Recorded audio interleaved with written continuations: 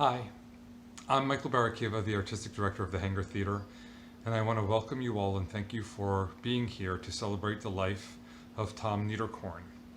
As many of you know, Tom was one of the true founding fathers of the Hangar Theater, and we are honored to have this opportunity to celebrate him and the extraordinary life he led and the contributions that he made to the Hangar. It's hard to imagine the institution existing in any form without him. As part of tonight's presentation, you will see clips of Tom speaking. You will see images of his history at the Hangar Theater, hear from people who had the pleasure of working with him for decades, and also listen to the performance of two songs that were really meaningful to Tom, Climb Every Mountain and The Impossible Dream. It feels no surprise that these two songs were chosen because for any of us who have chosen to make a life in the not-for-profit arts, we understand that it is a Herculean task. And both of these songs are incredibly uplifting songs about overcoming overwhelming odds, which is really what we know more than anything else right now in this moment of living through a pandemic and as an industry wondering when we will have the luxury of live performance again. Until that time, we are so grateful to have you here and to have you celebrate the extraordinary life of Tom Niederkorn.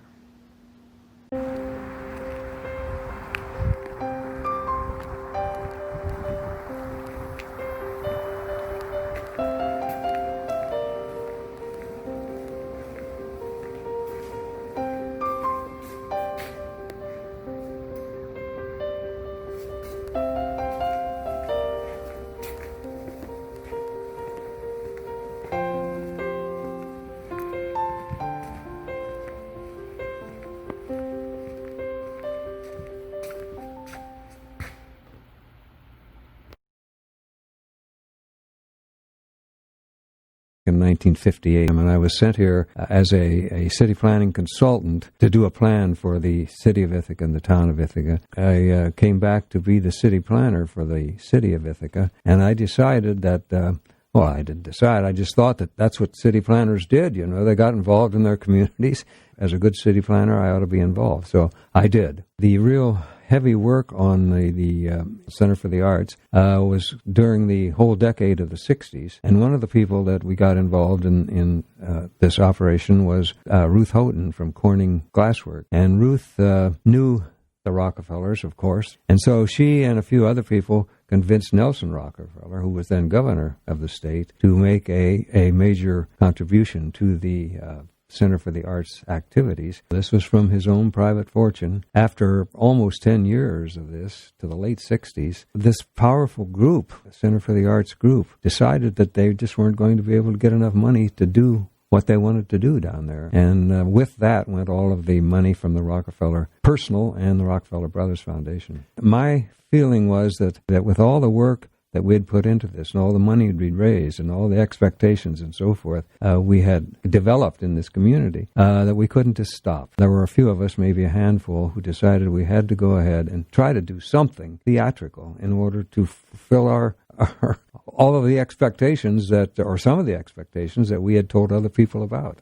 And we had already selected the old airport site down on the lake as probably the best place for this to happen. So there was that hangar area down there with this building on it, and I thought, well, what can we do with that? Around 1970, that was when we got the city's approval to go ahead and try to do something with this as a theater. It continued in one form or another through some very, very difficult years until 1975 when it actually became a theater and opened. The hangar, of course, was just a big empty space with a concrete floor and nothing else. It was dark in there, and so we just got a bunch of wood and started to put this thing together with riser-type format, and we were down there just pounding nails and bolts and things like that for quite a long time, almost on a 24-hour-a-day basis. After these several years in the early 1970s, we had developed more or less of a sense of community activity at the hangar. We had to have a better theater than what was down there with these wooden risers and these old seats. And so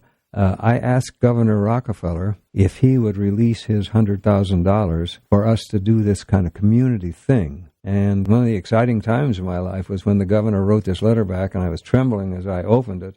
And he said, yes, you can have our $100,000. There were a few people who had enough confidence and desire in this whole idea of community theater in Ithaca that stuck with me as a small group through thick and thin to get this happen and make this happen. And, they just didn't give up. And I was very surprised that we were able to do it at all. The right things just fell into place at the right time to enable us to do the impossible dream. And that's what it was. And, it one step at a time. It was anguish. It was hard work. It was disappointment. It was everything. And finally, it all came together. It looks so great now. It looks so professional.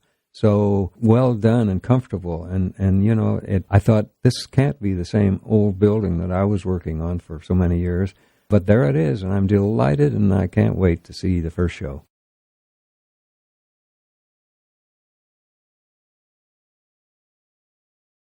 It's hard for me to remember a time when I didn't know Tom Niederkorn.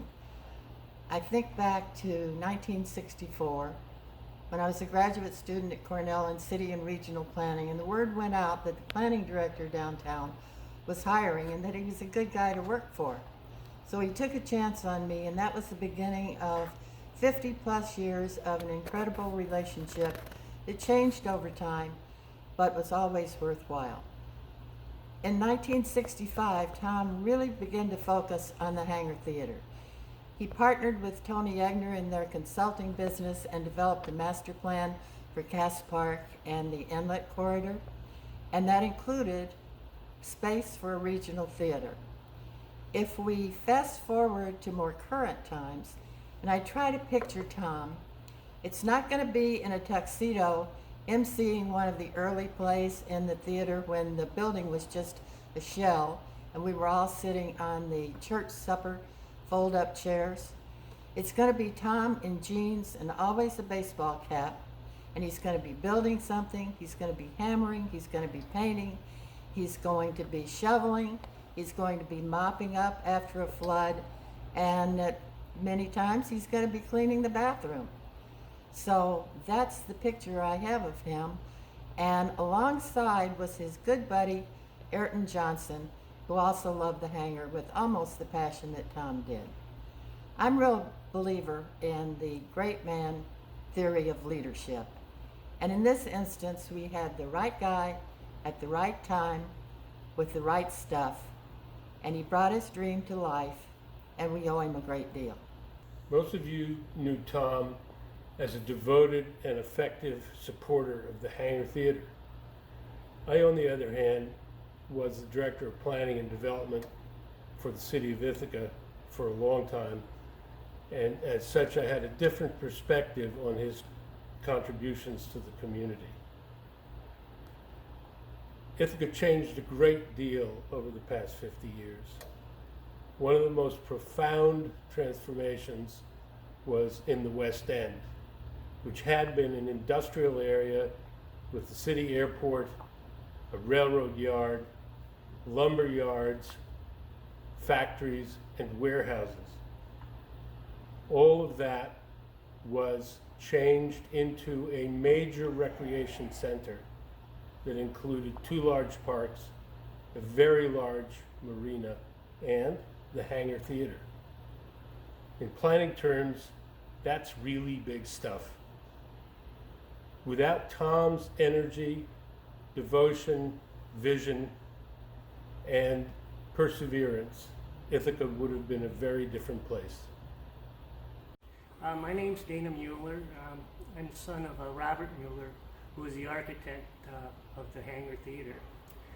He had a close relationship with Tom for many years, and he's a business collaborator and also a close friend. Certain times when Tom dropped by, I didn't have the nerve, or I was afraid, or maybe I was just too polite. But I would always ask myself, Tom, what's with the scarf? So, my father first met Tom at Urban Renewal in Ithaca, late 50s, early 60s, and I always remember how disappointed my dad was when that got axed by the power to be at the time. Ithacans right now have a good idea what it's like to have a major highway through their town instead of around it. Tom didn't despair. He proceeded to go with the Cass Park project, and through the 70s he built this magnificent park with ice rinks, pools, playing fields, tennis courts, children's parks, nature walks, and of course the hangar. That's where my father was involved with Tom. They cobbled together $100,000 and were able to build this wonderful theater that I'm presently in.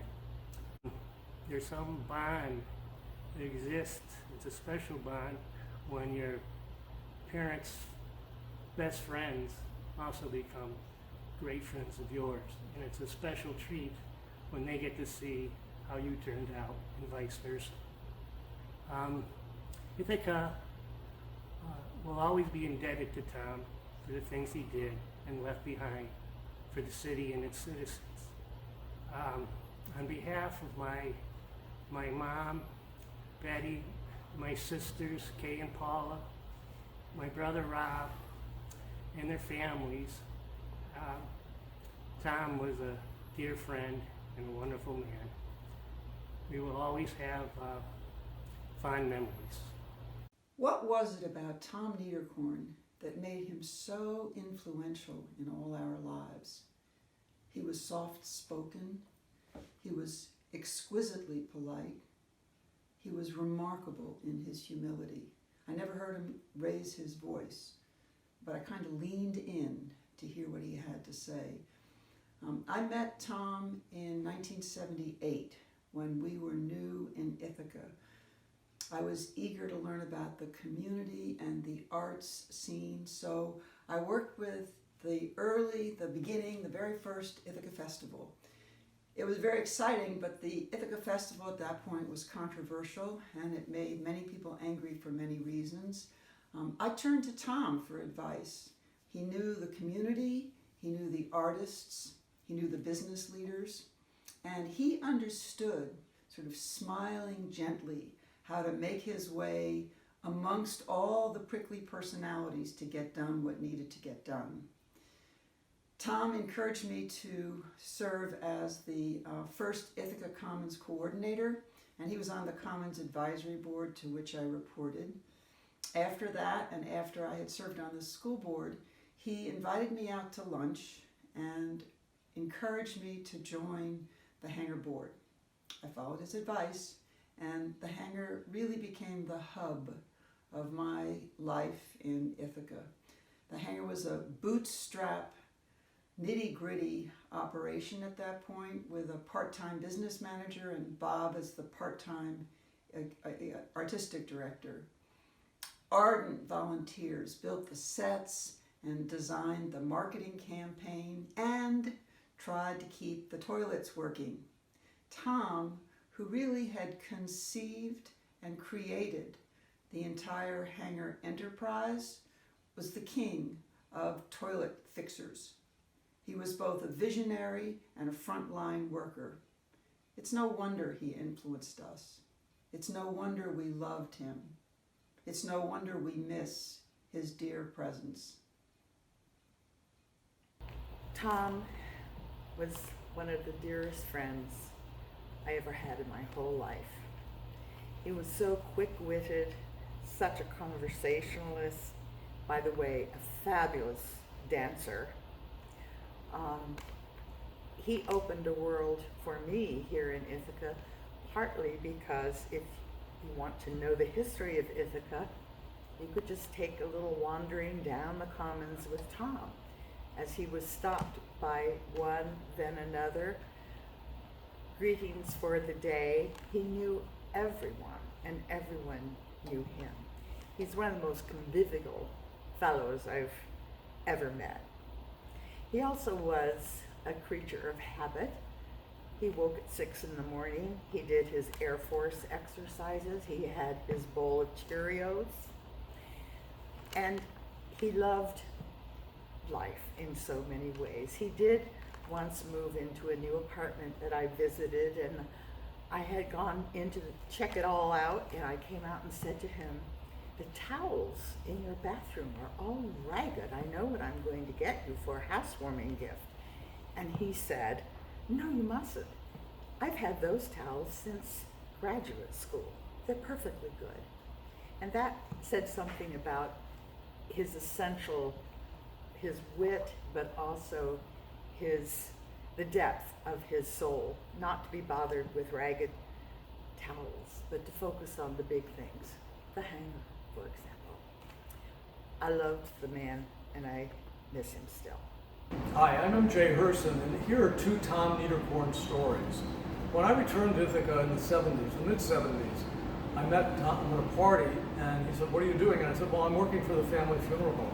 He said, "Well, that's interesting. Why don't you give me a hand at the Hangar Theater? Do you do accounting?" I said, "Yeah."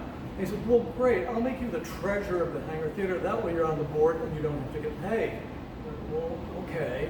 He said, "Also, you'll have to be on standby for some very small roles on stage." And I said, "Well, that sounds like fun.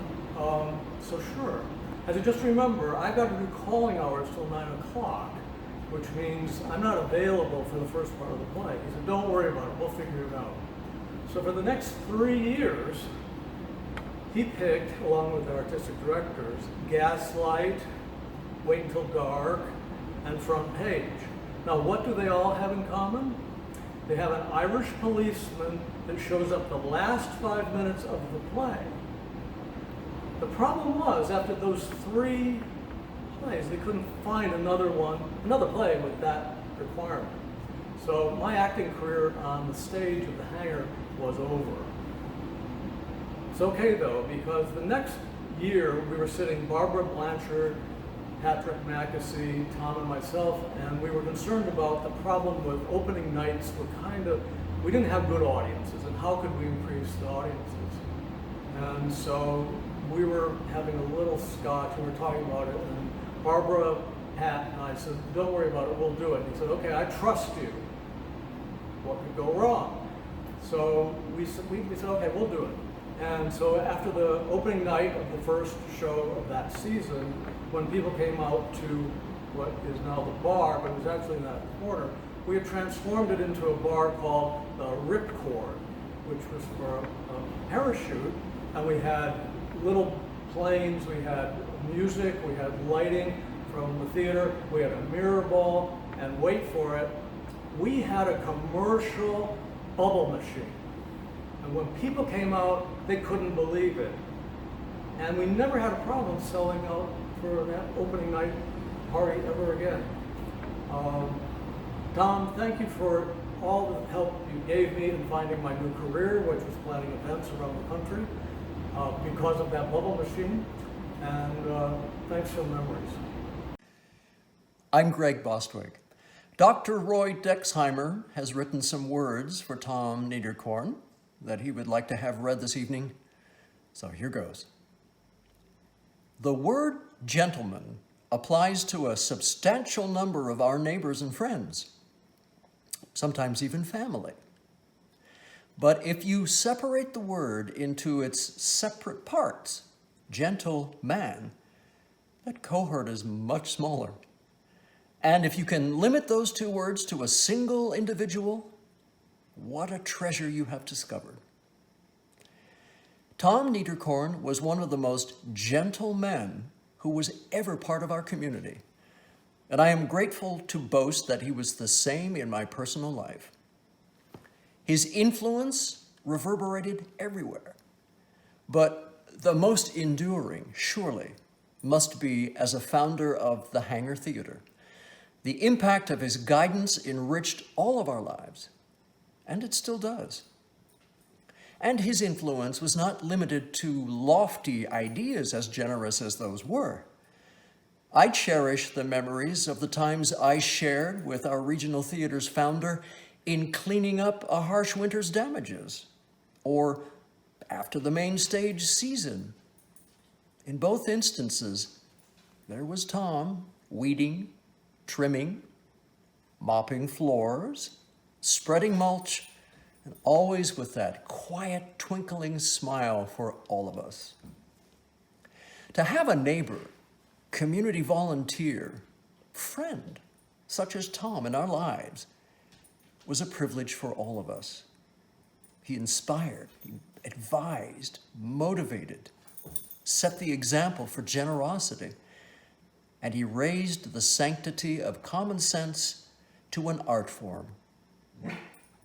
I fully expect to find a busy theater in the next life, created and nurtured by Tom, and with the Almighty helping out with the cleanup.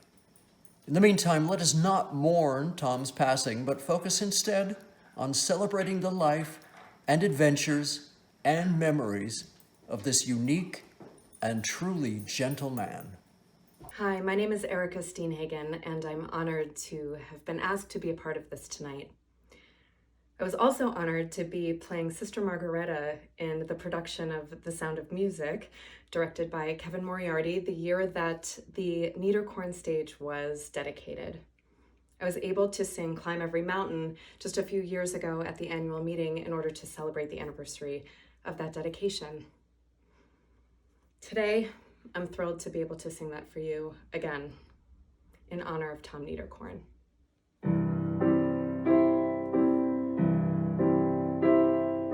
Climb every mountain, search high and low, follow every byway, every path you know. Climb every mountain, ford every stream, follow every rainbow till you find your dream, a dream that will need all the love you can give every day of your life for as long as you live. Climb every mountain, ford every stream, follow every rainbow till you find your dream. A dream that will need all the love you can give every day of your life for as long as you live. Climb every mountain, ford every stream, follow every rainbow till you find your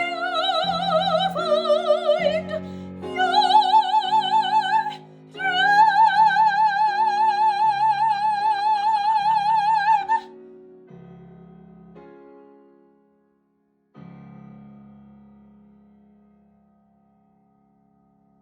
The first real conversation I had with Tom was after the run of The Rainmaker.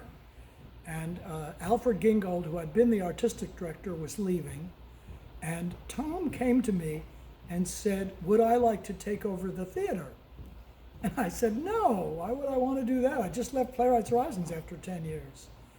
And he said to me, well, don't you like to put on plays? And I said, yes, I do. And he said, well, what don't you want to do? And I said, office work.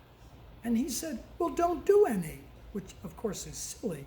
But it was so beguiling that I said, okay, as if I would do it for 1 year. But I did stay for 15, and I never formally had a desk, a telephone, or keys, which was very annoying to many people. The other conversation we had for all 15 years was after the dress rehearsal. Because the dress rehearsals were always on Tuesday night. We opened on Wednesday in those days. And the dress rehearsals were always disasters. And Tom would come to me after the dress rehearsal, sort of slightly panicked, and say, "Bob, can you fix that by tomorrow?" And by that, he meant that. He meant everything. And I always said, "Oh, sure." And then he would come on opening night, and he would be very nervous. And somehow or other, it sort of worked on opening night. And he would be amazed. And he said, "How did you do that?" I said, "Well, you know, it's the magic of the theater." Anyway, everything I did for 15 years, in my heart, I did for Tom. And I wanted him to be proud of his theater. Tom Niederkorn, a gentleman, a visionary, a friend. He has given this community culture that is unbelievably dedicated now throughout the world with lots of artists and playwrights. And he was part of that. And he loved this theater so much that he was here all the time and worked very hard to keep it running. And you never know where at points he was doing his work, because he just would sneak in and say, "Carol, what do you need?" And all of a sudden it would be there and it would happen. He was incredibly sweet, kind, and we will all miss him. I'm Jerry Smith, Managing Director of the Hangar Theater for 5 seasons starting in 1993. I met Tom Niederkorn when I came to Ithaca for the first time for my in-person interview. I arrived in March on the same week as a storm had dumped 2 feet of snow. It was Tom's responsibility as the trustee to give me a tour of the theater in these less than ideal circumstances. We climbed into his car, which let's just say wasn't showroom new, and out to Gannick Boulevard we headed to the Hangar Theater. Tom had been out earlier to shovel a path, and he ushered me into a cold, dark, damp building with daylight streaming through cracks and crevices everywhere. In those days, of course, the Hangar Theater wasn't winterized. The carpet, dusty and threadbare, the seats a mixture of reclaimed fixtures. But here's the magic of the Hangar Theater, and the charm of Tom Niederkorn. He turned my attention not to the aging structure around us, but to the empty stage. And he began to describe how talented theater professionals, students, and volunteers would all converge there in May. When the sun warms the building and the flowers begin to bloom, he assured me, that stage would become the site of remarkable and unforgettable theater. He sold me. Tom was a man of substance. During the 5 years we were together, he came to the rescue time and again. With his calm and deliberate manner, he was there with a solution when the theater flooded, when the air conditioner failed, and when the toilets overflowed. He was there to value engineer renovation projects that exceeded our budget. And he was there as the voice of reason when board meetings took an emotional turn. Tom's ego didn't require burnishing of the spotlight. He took great pleasure in helping others shine. My life has been forever enriched by knowing Tom Niederkorn. May his legacy live on in the hearts of all of us who are united at the Hangar Theater and in the generations to follow. I first met Tom Niederkorn when I was 19 years old, a student at Cornell, and I was interning at the Hangar with the lab company and Kid Stuff. We were pulling all sorts of crazy hours, days and nights and weekends, and no matter when I was here at this building, there was this guy named Tom Niederkorn who was also there, and he was building planters, and he was mopping the floor, and he was plunging the toilet. So I just thought Tom Niederkorn was the Hangar custodian. Little did I know that Tom Niederkorn was actually the visionary, the birth parent of the Hangar Theater, this Hangar Theater that we all love so dearly. Tom Niederkorn was the person who single-handedly convinced Nelson Rockefeller to donate $100,000 of his own money to turn this abandoned airplane hangar into a theater. Tom was the person who convinced Ithaca College and Cornell theater departments to team together with the community to produce a season in its first year. Tom was the one who worked with the city government and New York State Assembly and New York State Senate in order to make sure that all the approvals were had and that the money was raised for every renovation at the theater. And Tom was single-handedly behind every improvement, whether they be the planters or the tents or the shop or any renovation over the many, many years. Tom was very humble.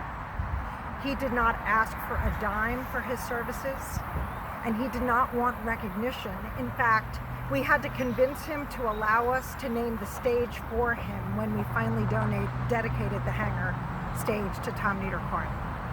Tom was so kind. He would attend every main stage production, in fact, every main stage dress rehearsal, every kid stuff dress rehearsal, every kid stuff show, and all the education programs, even though he did not have kids. He was passionate about the future and passionate about arts and education and making sure the theater was around for many generations. So many of us learned so many lessons from Tom Niederkorn. I learned that you don't have to be loud to be convincing. I learned that it's so important to plan, and that planning is what makes a successful project. And I learned that one human can make an enormous difference in changing a community for the greater good. So thank you, Tom Niederkorn. We all owe you so much. And thank you for leaving us with your love and your legacy for this hangar theater for many, many generations to come. I'm Kevin Moriarty. I'm sheltering in place in Dallas, but my heart is in Ithaca with all of you as we celebrate the life and incredible impact of our dear friend, Tom Niederkorn. Tom was a relatively quiet, sometimes unassuming person, and yet he could see possibility where others saw a cinder block building. His belief that a community could be supported and lifted up and nurtured and strengthened by having spaces where people could come together and share their common stories and be inspired by each other. That vision of his that resulted in so many things, but including right there in Cass Park, our dear Hangar Theater. That vision of urban planning, of civic life, that understanding that politics matters, that buildings and parks and structures matter, but also that at the heart of it, people matter, that art matters, that theater matters. That deep understanding of how a great community can function, of the role that a theater can play in that community, that love and respect for his fellow human beings. That was all palpable when you'd encounter Tom and his beautiful heart. When I'd see Tom and Barbara approaching the theater before a show, I'd always just stop for a moment and think, oh, I hope tonight's performance is worthy of the immense vision and the deep heart that Tom had for our theater and for our community. Rest in peace. Tom Niederkorn, for me, was the Yoda of Hangar Theater. Whenever I saw Tom and he walked into the theater or outside onto the patio, what came with him was calm, optimism, fun, compassion, and always a great sense of wonder. He always had a question about the current production and how it was going, or how audiences were, or what the rest of the season was like. He was that energy that brought life and okayness to the hangar. And I miss him. And I'm grateful that I now have Yoda Tom Niederkorn with me. So when I served as the development director here at the hangar, there was always an air of excitement whenever Tom was going to stop by the office or when he was in the house for a show. And his affection for the hangar, you could just feel it, and how much he loved us and how much we loved him. And it was always just a thrill and a delight to have him here, to see him. But he had that familiar twinkle always in his eye. And that twinkle was of friendliness, but it was also very much of possibility. And that's another reason why I was extremely fond of Tom. Throughout the Hangar for All Seasons capital campaign, he was our beacon, he was our constant cheerleader and our friend and our supporter. We were finally realizing his impossible dream to have a year-round theater, just as he had always wanted and so many of his friends had envisioned as well.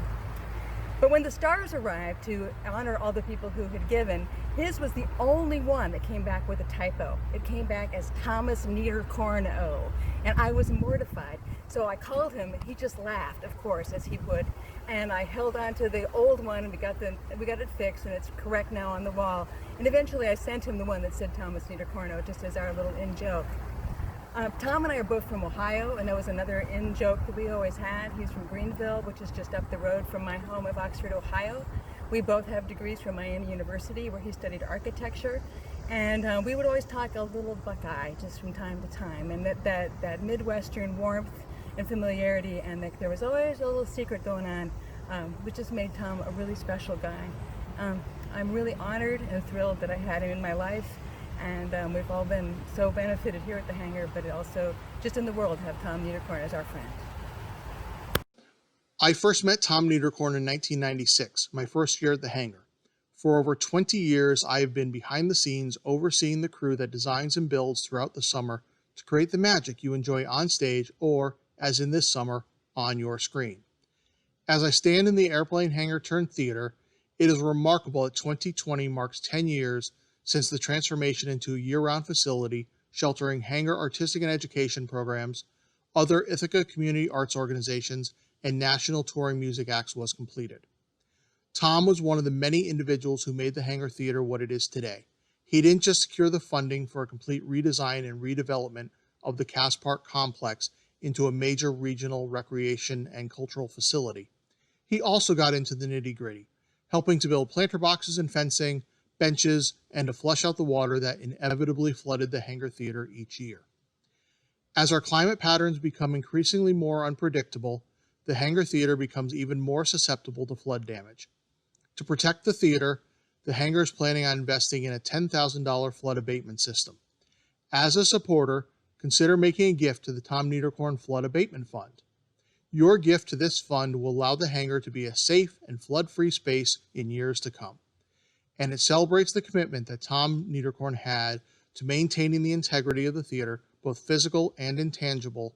For more information, please visit hangartheater.org/donate.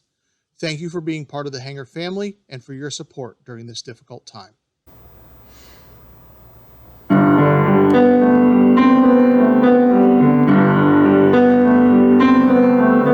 To dream the impossible dream, to fight the unbeatable foe, to bear with unbearable sorrow, to run